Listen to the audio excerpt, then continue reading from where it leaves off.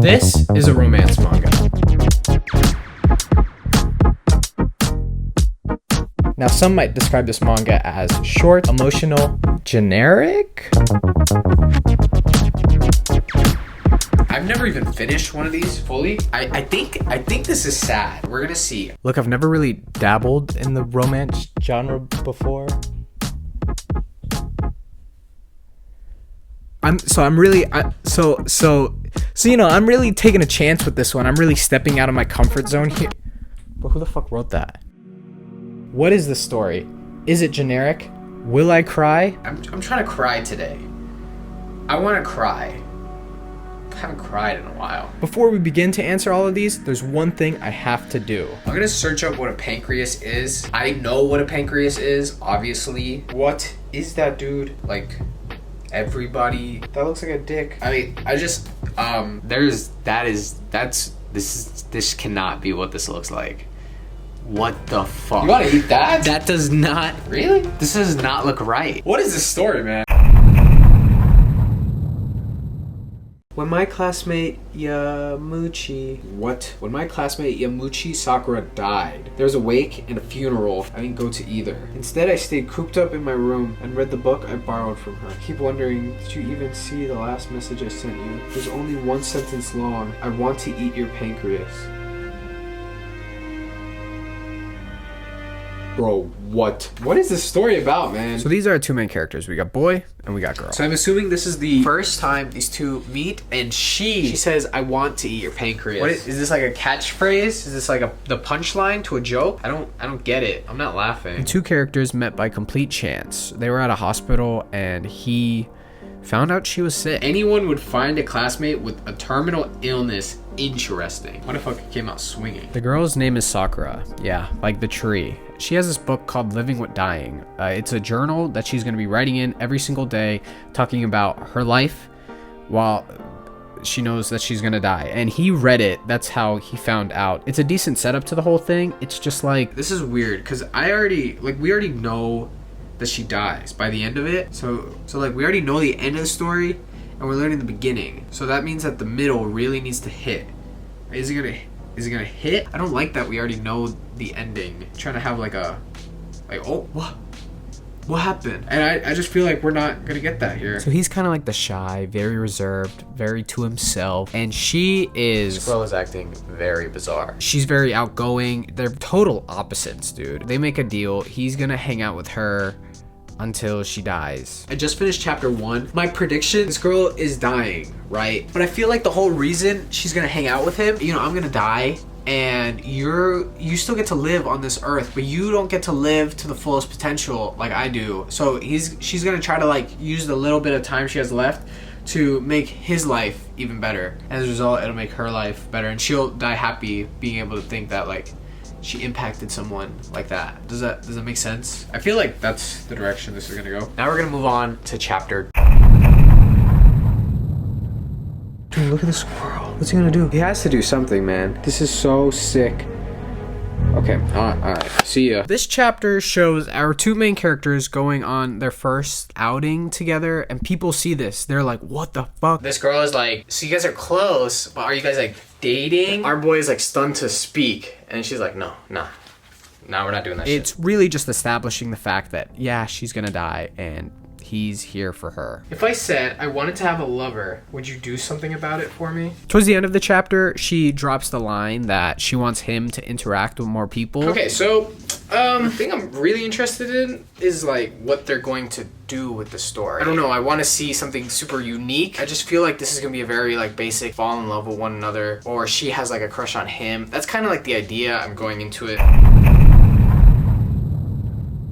So they're on this trip. The guy's asking her, how did you get your parents to even agree to you doing this? Usually she could just get away with saying, it's one of the last things I want to do, before I die. They just let her do it and they just try not to cry. This is manipulation. They're isolated. It's just them two on this trip. The interaction and dialogue between these two is getting a little uncomfortable. She keeps bringing up the fact that she's gonna die in like a very unserious and joking way. Dude, this girl is weird. They stroll through the city and then they go to their hotel and Okay, what is this? So there's like a bit of a misunderstanding. We're gonna have to share a room, but that's okay, right? Bitch, what the fuck? You get to sleep in the same bed. Isn't that exciting? Where is this going?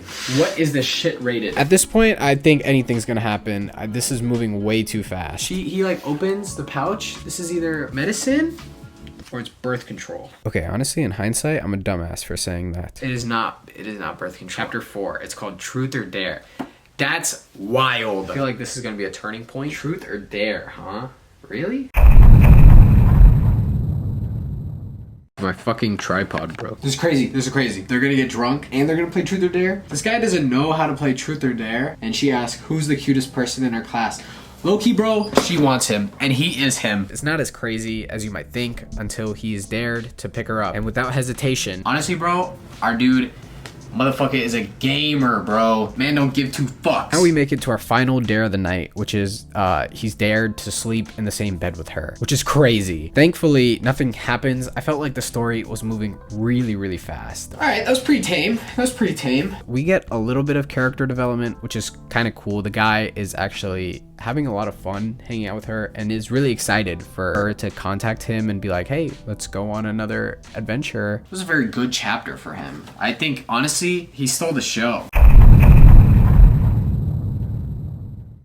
Dude, okay, she likes him, man. She likes him. There's no way. He goes over to her house to borrow one of her books. Hey, that's like the book in the beginning. I just don't know if it's gonna hit. I really like... What are we building towards? I'm not fully invested. They have a little bit of my intrigue. I'm just like, man, is this gonna work? This feels like The Fault in Your Stars. I don't know. I never really watched that movie. But this is kind of the same scenario, right? They're gonna like fall in love and then she's just gonna die. Honestly, low-key, this is really fucked up on her part. The emotional damage she's gonna cause on this dude. You really don't plan to make me your girlfriend? No. Wow, that was so forward. So I'm thinking this is the moment. This is like the confession of love. This is when we're like, look, let's be honest with one another. What? Look at this panel right now and tell me what you think is happening. You think like sex, right? No, that's not what's happening. He's taking his anger out on her because he thinks that she keeps making fun of him, which is like super fucked up. And nah, this is crazy. So now their friendship is pretty much, it's in shambles. It's ruined. How the fuck are we halfway? Really? Random guy pulling up. Maybe it's her ex-boyfriend. Are we gonna get some drama like that? I feel like nothing, but stuff has happened, but like, I don't know. It's not enough. So let's give a round of applause to possibly abusive and super clingy ex-boyfriend. He just starts beating the shit out of our main character. The moment I saw this guy as the cliffhanger for the previous chapter, this is a very overused trope, which, I mean, if it's done well, it's really good. But usually when all things start looking like they're not going well, something happens and then all of a sudden, like, things become good again and now we're better than ever. That was this whole chapter. You know, I'm really intrigued why they keep like blocking out his name, why we don't get to know what his name is. And I feel like, is it gonna be one of those things like when we see the name, we're gonna be like, oh my god, what? Blocking out his name, why we don't get to know what his name is. And I feel like, is it gonna be one of those things like when we see the name, we're gonna be like, oh my god, what? That's crazy.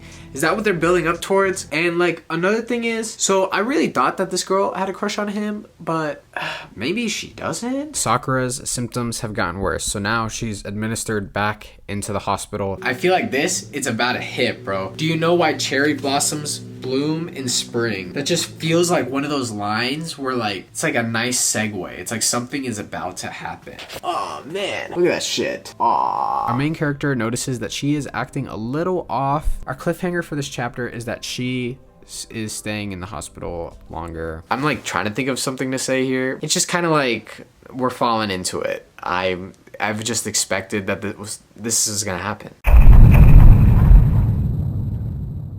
Can you believe I had to stay here even longer? She didn't seem especially upset about it. Our boy spirals into a bit of an emotional freak out right now. He lays it all on the table. He is like, dude, I do not want you to die. And in response, she got out of the hospital and said that she was going to go on a date with him. Crazy, right? Calling it a date. So he went to the location and was there for like a couple hours. He texted her, and the final message he sends to her is, I want to eat your pancreas, which that's actually, we were told that that's the final message he says to her at the beginning of the story. So I guess she died.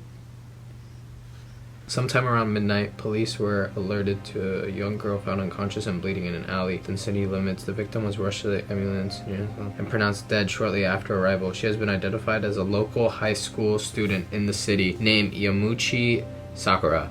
Wow. She has been stabbed in the chest with a 20-centimeter knife. What the... Honestly, fire as fuck. This is taking a kind of a cool turn. Am I supposed to be crying right now? No. Nah. It hasn't hit. It honestly didn't really do it for me. But the living with dying chapter might go crazy. Okay, so he's going over to her house. Last will and testament to whom it may concern. We're finally getting to see the contents of Living with Dying. It's pretty nice. It's a nice retelling of the entire story from her perspective. We get to see this really nice panel of our boy. I really like this. That was kind of the whole chapter, and it was really nice.